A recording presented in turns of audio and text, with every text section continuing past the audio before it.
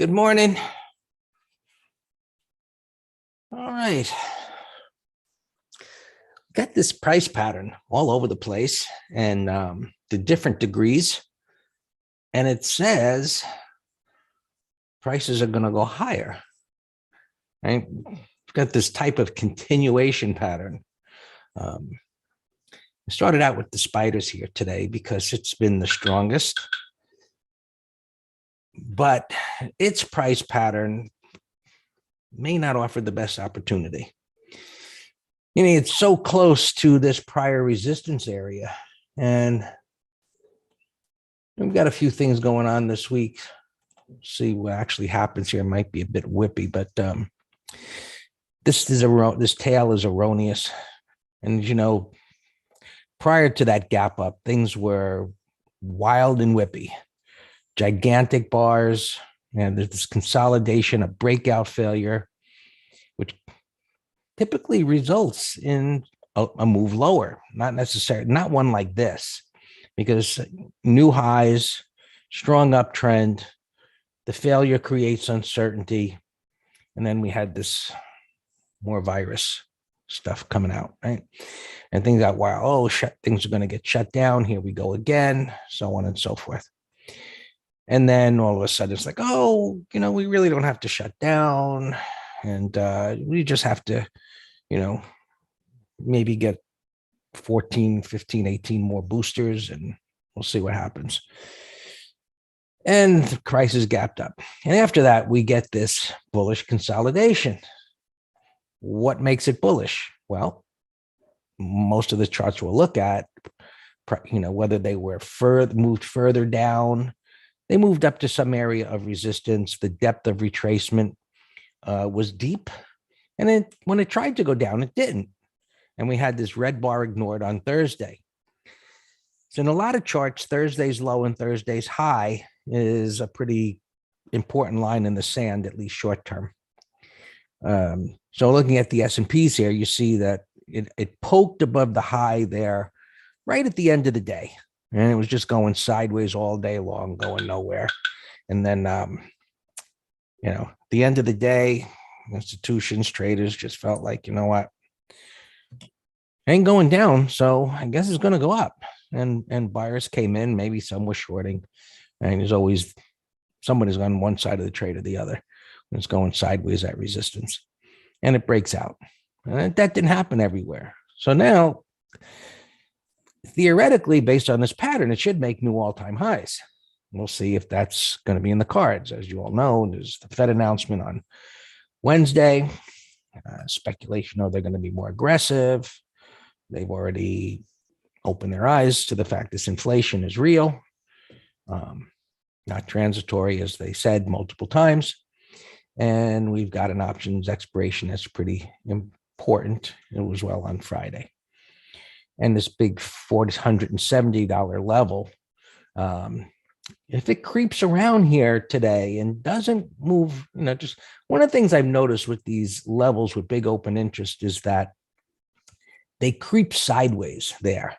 You know, it's like that spring starts to get wound, you know, and it's like, which way is it going to go? Which way is it going to go? And if it breaks, it should shoot up. And the next big level is up here at 480.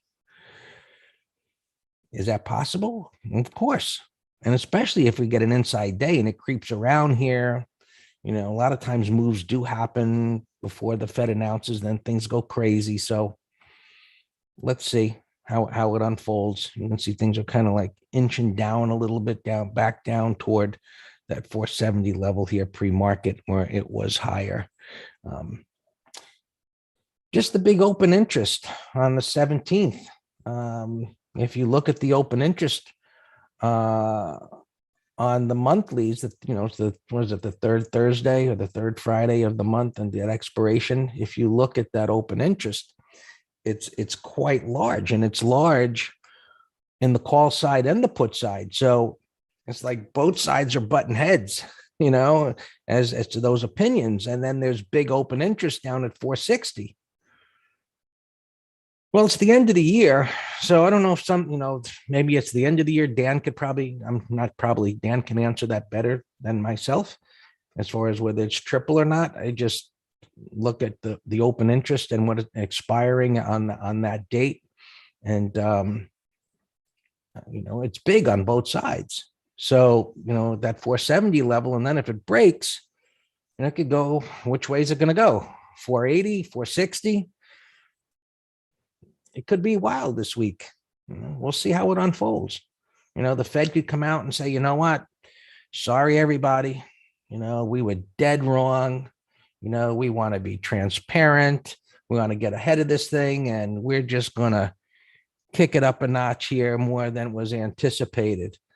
And can you imagine if they raise rates even, less, half of a quarter of a point? And I think the markets would get a little wild. So anyway, we'll see how it all unfolds. So the unexpected can be a shock. And as we look at these patterns, the unexpected would be a break below Thursday's low, because it was going sideways here. And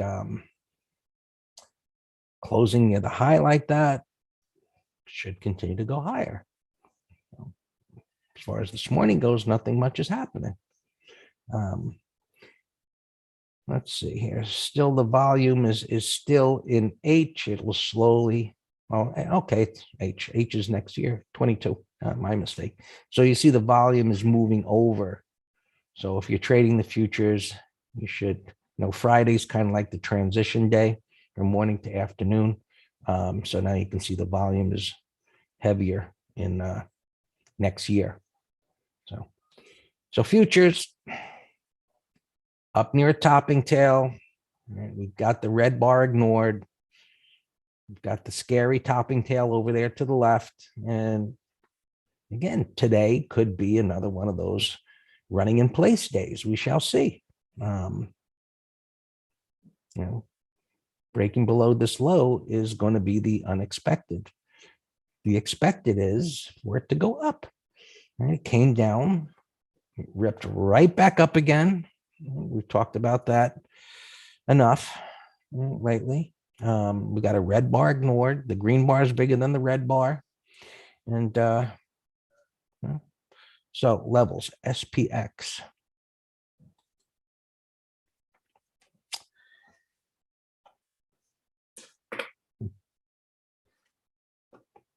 $47.60. There's some premium up there. So it's the beginning of the week. You see the hesitation here, pre-market. I don't believe any news is coming out today of any significance. I don't think it's going up there today to make new all-time highs today. So I'm going to go with 47.60. Now on the downside, I got 46.50.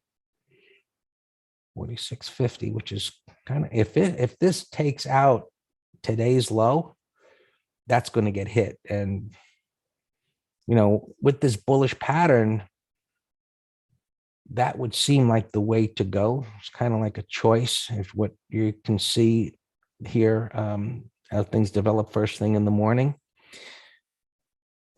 But I think it may just hang around this 4,700 level, give or take a little bit.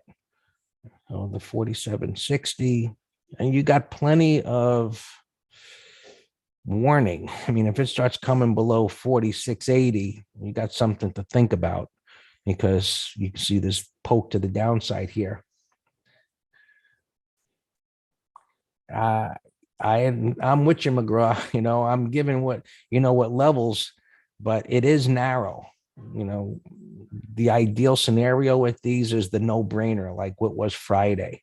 Right? There was premium so far down there. I mean, even in the middle of the day, I think maybe it was just before lunch, give or take. I forget, in the green room. I said, hey, look at down here. There's still juice. This is a no-brainer. It isn't going down there today. So this is narrow. It could be a bit of an indigestion day, but everybody's got their choices to make. If you should see a breakout failure, well, it's already creeping down as we look at the futures. Right? It's already creeping down. If it continues lower, well, lower to where? This isn't much. This little congestion right there. And there's really not much to stop it from going down. And so, it has to create some support. And so this area right here, you can see it. This is one of the concepts from MTS, is that overlapping opens and closes is a base in a smaller time frame. And if you look at the 5 minute, you see it's, you can see it's a little bit more accentuated there. But anyway, that's other than that, there's nothing to stop it from going down. And Friday's price action, patterns, as we say, are pictures of what we do with our money. Psychology is being displayed there. And if you bought on Friday into the close, this is not making you feel comfortable. So as it comes down to this level here, buyers need to step up, or we may see this begin to accelerate lower, which will make, that credit spread will begin to evaporate. But you can then consider getting a little closer, like near 47.50-ish. And so if this continues to drop down, getting back above Friday's high becomes less likely. So, this is fluid, and during the trading day to see what actually happens in the first, 5 to 15 minutes or so to make a decision as to how things are going here. Is it getting uglier? Is it holding well? Does it go down? Does it spring back up? Does it, and so, we can look at these levels, we can look at what is, and then, now, and then we find out this is what's happening in the moment. What do you want to do? Right. And Q's a little stronger here today, but going nowhere. Got this congestion, same pattern of deep retracement, red bar ignored. No one wants to press it here this morning, even though things are up a little bit. The Russell, that wasn't as strong. It didn't get as deep. I was thinking over the weekend, maybe this comes down and retests and we get one of these nice big green bars coming up here, which would be a nice short-term trade type of W. It did have the type of climactic move to the downside, but we need a wide range bottoming tail bar. So we're not getting a gap. So wide range bar means if it goes down there, it's going to be scary in the moment, and then it's going to come back up. Somebody's roadkill on the way down, meaning longs. And then as it comes down here, it rips back up. So set an alert down here. If it comes down here, start eyeballing it to see if you get on a 5-minute chart some type of bullish pattern to maybe even go long down there. So we'll see. Set an alert, see what happens. YM was the strongest. It actually took out this pivot high, went sideways at the resistance, popped up, and it's coming back in right now. Everything's drifting lower.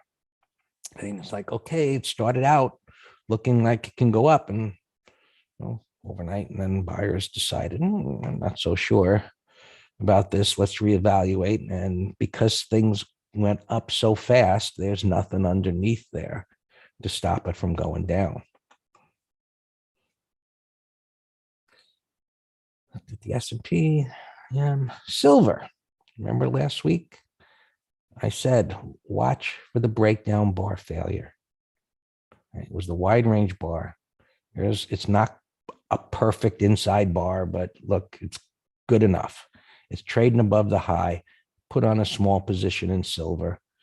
And yeah, I see this right here, but there's a high tendency, probability to get through it with this pattern, because this is a pattern that is setting up the unexpected. Sideways, nasty drop. It can't go up. Bottoming tail bar, it's not going up. Right? When you see the bottoming tail bars, it's supposed to go up, and it didn't. And it breaks down. And now those that sell it, right, they've got to have to be nimble. I look at some pattern like this is like, yeah, it should go down and take out that low. It's a decent distance away. But if this is the beginning of the breakdown bar failure, and as this creeps up, put yourself in this position here. And then this breakdown, it creeps up into here and you're short, you're going to cover, and that can increase the demand to drive it through there. You can assume that the longs here dumped it on the way down. So again, looking at these patterns, kind of reading the tea leaves in a sense of, hey, these were buyers. They thought it would go up. It didn't. So they hit the bid.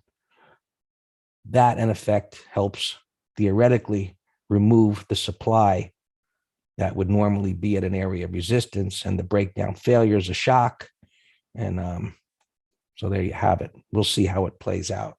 I showed you the one in gold from some time ago, which was right here. It's not exactly the same, but you can see the pattern.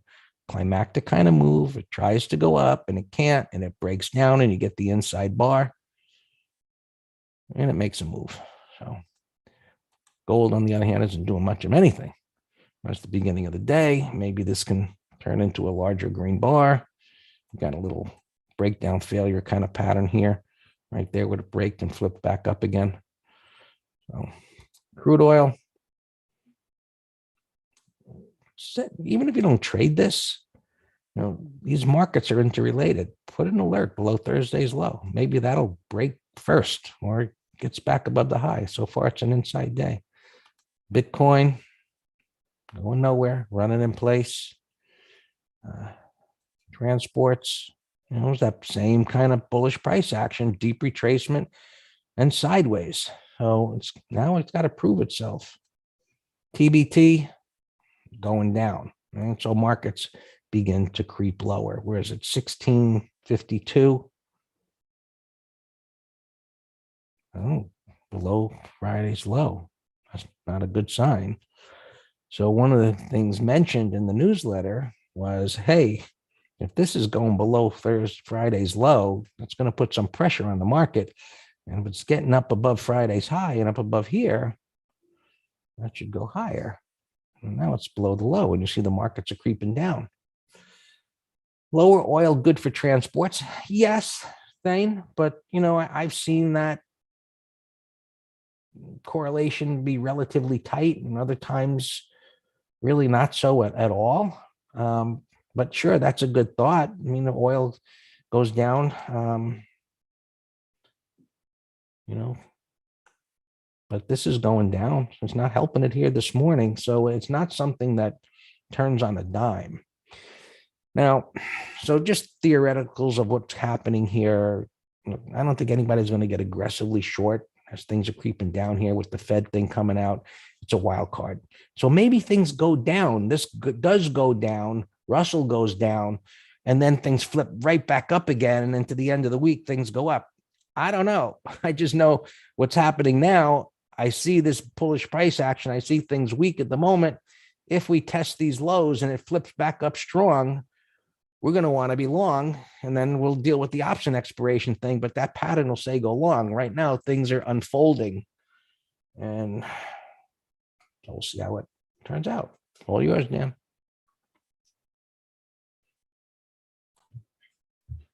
Good morning, everyone. So all our opens are fine. Yeah, when we were scanning Friday afternoon, I actually was looking for bearish setups and I couldn't find them. And there were so many that were bullish consolidations, as Greg's talking about, that if it takes it out, then red bar ignored breakout with a price win. One of our opens here is Maxell. I saw my minder, it shows it up $3.58. So I don't know if there was one print up there. If so, we'll be tightening it. But I said in the video you could add to this. Yeah, David Wygant there sent me an email saying a bunch of stocks are being added to the NASDAQ 100. And I'm like, really? You have 5 of them? Or 6? Let's look on Airbnb. Yeah, capping up, coming into support, deep greater than 100% retracement, buy setup, sure. That one's, here, let me just type them all right here. Airbnb, PNW. Zulu Sierra. I can't believe these symbols, David, getting added. I thought the NASDAQ 100 was a, you know, kind of a, you know, you got to earn your stripes, similar to the Dow 30. They're putting these dogs in here. Well, D-Dog is a dog, you know. Look at that beautiful bottoming pattern. Oh my gosh. Right, Greg? We talked MT Live last week. Look at this beauty right here. Little inverse head and shoulder, downside shakeout, red bar ignored, boom. So in terms of now, a little sloppier. I like Airbnb better. FTNT, no pattern, no interest. LSID. I cannot believe this is getting added to the NASDAQ 100. It's on my gap list today because it's gapping up, but I thought the news was that they're doing a 1.75 billion, you know, note offering or whatever. So I'll keep an eye on that. Zulu Sierra. I just can't believe these things. No pattern, but we'll come back to you. PNWs. You know, bullish gap, but very sloppy. Qualcomm. Qualcomm, yeah. Yeah, this is very bullish time consolidation. It's gapping up to the over Friday's high to Thursdays. Yeah, that looks fantastic. And I'll get rid of Apple here. Yeah, Qualcomm looks really good.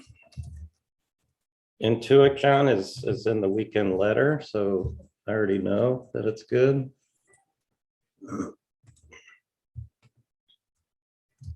Yeah, Intuit looks great. Apple here, you know what this is reminding me of is almost, Greg, when the NASDAQ topped 5,000, you know, way back when, and CNBC had their party hats on.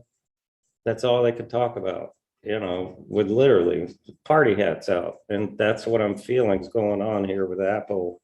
Everybody and their brother talking about 3 trillion market cap, but and they even have the clock there saying, look, we got to get to 180, 286, and then, you know, we got our 3 trillion, and that's occurring on a gap and crap setup. That to me has the total mindset of a short-term top. So let's 30-minute low. I mean, could it keep ripping another $10, $20? Of course, you all know I don't hold anything in judgment, but it's just the sentiment is in alignment with the chart. All right, I just saw Hexel. I had another alarm go off. Not where are you? Not Hexel. Which one did I say?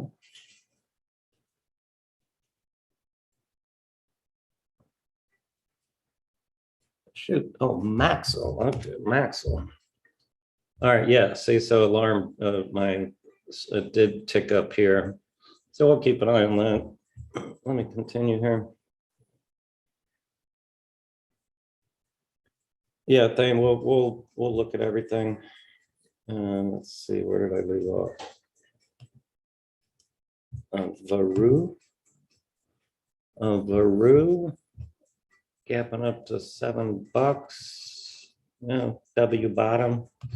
Remember Walmart? We nailed this beautiful W bottom. That was just textbook W bottom on Thursday on major support. This SHRAD, SRAD, ET, no, not SHRAD. That's gapping at 20. I had another one in here that was a potential W bottom. We'll get to it. Square I see down, and this is an end of day base. So this, this actually could be setting up a double bottom also. But as of now, it's in a bearish downtrend on the 15-minute chart. And selling's picking up a little more here on the 4 horsemen. So this is a day trade short watch, Square. Riven, the new EV. I like this as a put spread over Thursday's high. The problem is it has earnings on Thursday, I believe. Lauren, SSY. I don't like the way it trades. It's a sell setup. It's spotty. You got no, there's no volume there whatsoever. 23,000.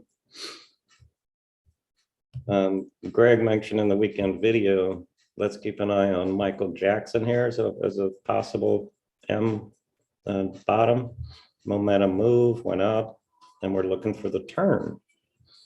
I mean, the turn may be today with a gap up. I don't know. We always say that the right side of the retest can happen in different flavors. I see Boeing here jetting for the low. That was a call spread candidate over last week's high. Jets. All right. So, I can only imagine the reopening thing when I look at these. And Corona, RCM, the cruise ships, no pattern. They had a nice bounce the last week and a half, but they're still garbage. All right, open. All right, this was the one I said maybe a M bottom. See, momentum move, it went up. Gapping up here, 20 cents. I have TMHC here, up alarm, SYY.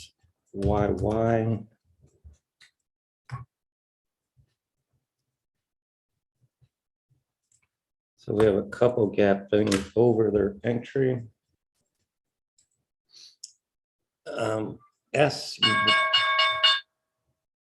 KMX.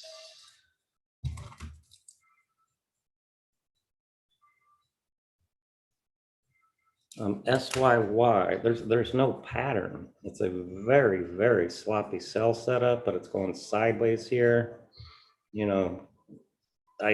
Nothing's jumping out at me on SYY. All right, let's look at these things gapping over the entry. KMX. All right, KMX. So see, I gotta now start typing to our subscribers which one of these are good to go on 5-minute high. So I have KMX. No, David, that's what I'm doing right now.